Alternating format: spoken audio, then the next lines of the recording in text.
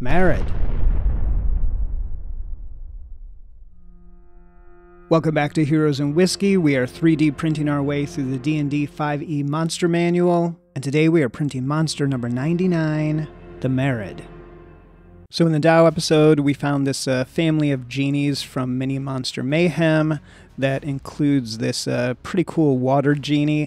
I've also been given props to Epic Miniatures, who, for whatever reason, just made a ton of different genies in different poses, and these Marids are no exception, and these obviously have more of that kind of traditional Boss Nass look to the Marid, which is very faithful to what is in the manual. But I want to stay true to this family from Mini Monster Mayhem, so let's get this water genie downloaded and printed. Marids are, of course, the champion storytellers of the elemental plane, and I think they have one of the most ridiculous descriptions in the manual. Large and piscine, Marids are a strange sight to behold, particularly when clad in finely stitched vests and colorful pantaloons. And here's a narrative if your party happens to encounter a Marid. Out of the pool before you rises the most capricious of genies, a creature of water from the elemental plane of water. With skin that shifts in colour like the ocean's depths, it dwells in places where water reigns supreme. From vast underwater palaces to the heart of tumultuous whirlpools, moving with the elegance of a flowing river and the might of a crashing wave.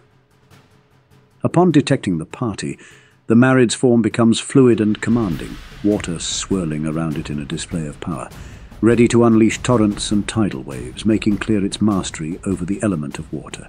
So as we saw with the other genies in this set, the Marid himself is secondary to the actual elements, and I think Mini Monster Mayhem did water about as good as you can. Like the others, there's this balance of chaos and control, which is really fantastic, but this thing is huge. It is much larger than the other three, especially with a giant wave of water over the top.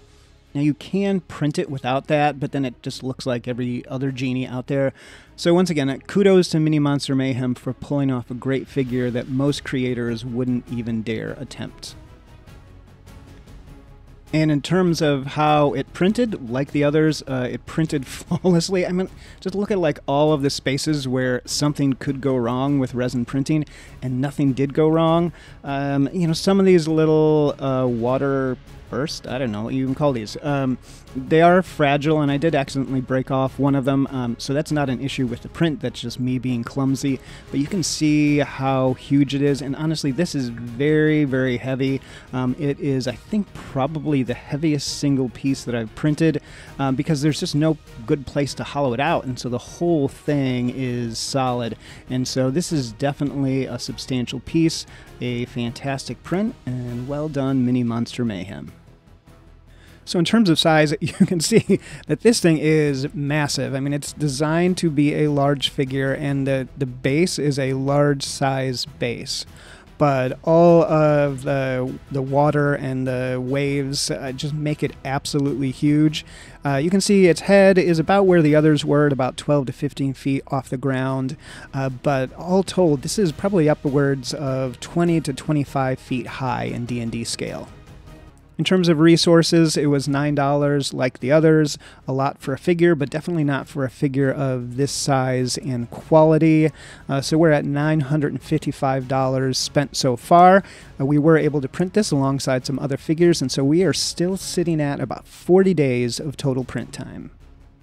So if you need a Marid, definitely check out this one from Mini Monster Mayhem. If you want more of the traditional fish frog look, then I would encourage you to check out the set from Epic Miniatures. So we're leaving the elemental plane, and next up we've got another classic creature, the Ghost.